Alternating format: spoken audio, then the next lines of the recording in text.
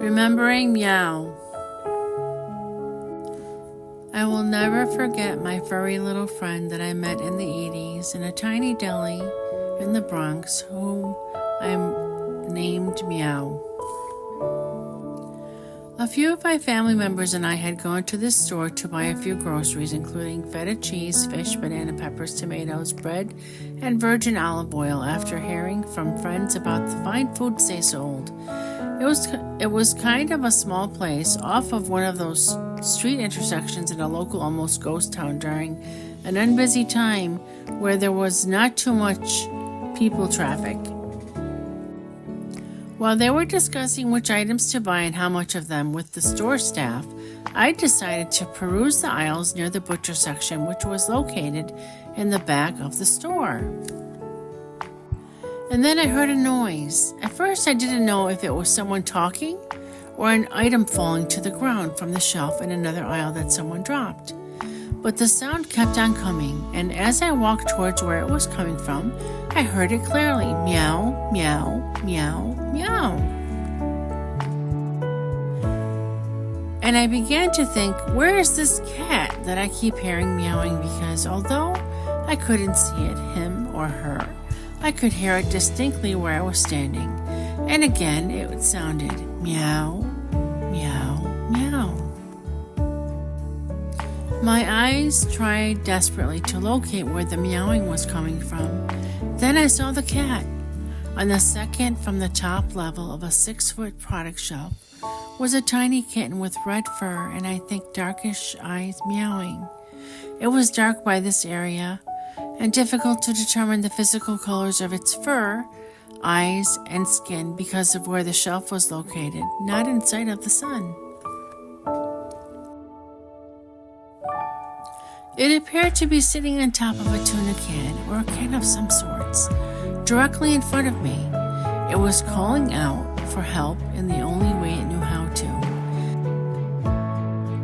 After seeing it, I was both amazed and astonished, and I felt so bad that I picked it up and just began to see how tiny it was. It was practically weightless. The stem spine of its body was similar to one thread of a piece of thick yarn, and its body was covered in reddish, brownish, orangish tinted fur, which may have been due to being blood-stained upon its recent birth that had since dried. Its claws grabbed my sweater and it wouldn't let go, probably because it was so cold and found comfort in the warmth of my sweater that I was wearing on a hot summer day.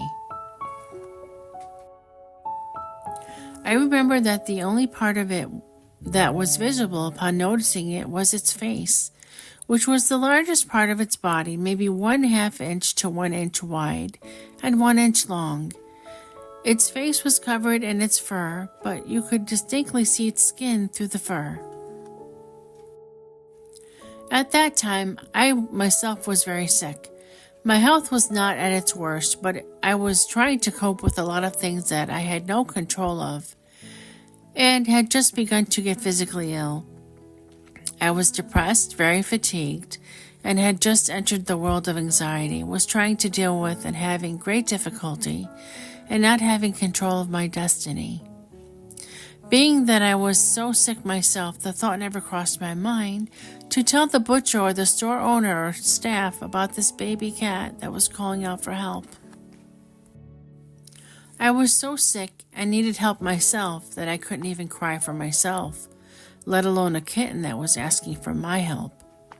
To this day, I regret my actions, and I can, nor ever will, forgive myself.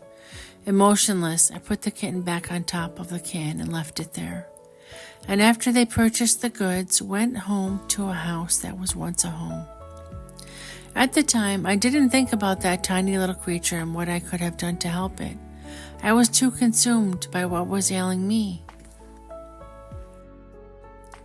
To this day, every day I wake up and before closing my eyes to sleep, I think about that tiny kitten that I left on that shelf on that can that was meowing for my help. And I also think, I wonder if anyone else came along and rescued it, or did it just wither away and die? If I had helped it by forgetting my issues for a minute, it might be a living creature today that walks through the aisles of that deli and maybe has its own children. And I realized at a later point that I did have control of destiny and that I allowed myself to let an innocent kitten die that I could have helped, but I chose to walk away.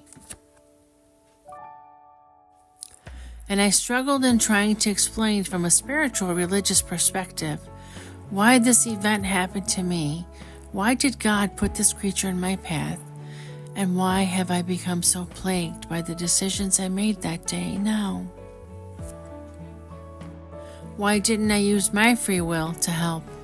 Why didn't I care, since I consider myself someone who does care?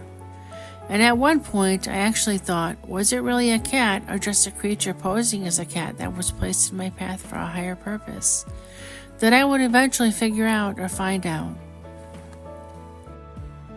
And that when I touched it and picked it up, God or whatever force was testing me was beginning one of his many projects, and me touching it actually activated the project. And another spiritual thought that crossed my mind later on was that since it was in the dark part of the building, away from the sun's light, just how did it get on that shelf? And did this make it evil if it got there by itself? I learned a very big lesson that I realized not on that day, but after the fact. Help yourself first, and if you can, someone else. Because if you can't help yourself, how can you help someone else? Take care of yourself first, and then someone else, because if you can't take care of yourself, how can you take care of someone else? And then I realized that God may have put this tiny little blood-drenched kitten or creature in my path because God wanted me to realize how precious life is, and that I needed to appreciate and care about the people in my life, some of which I was watching deteriorate, including myself. To appreciate the things that we already have, even if it was not much. That a person should enjoy life now and stop watching it waste away up on the shelf. I will never forget my furry little friend Meow, the lesson I was supposed to learn, and I have a hopeful feeling he or she is watching me from a better place. I also hope this experience, my experience, will bring about an awareness to others.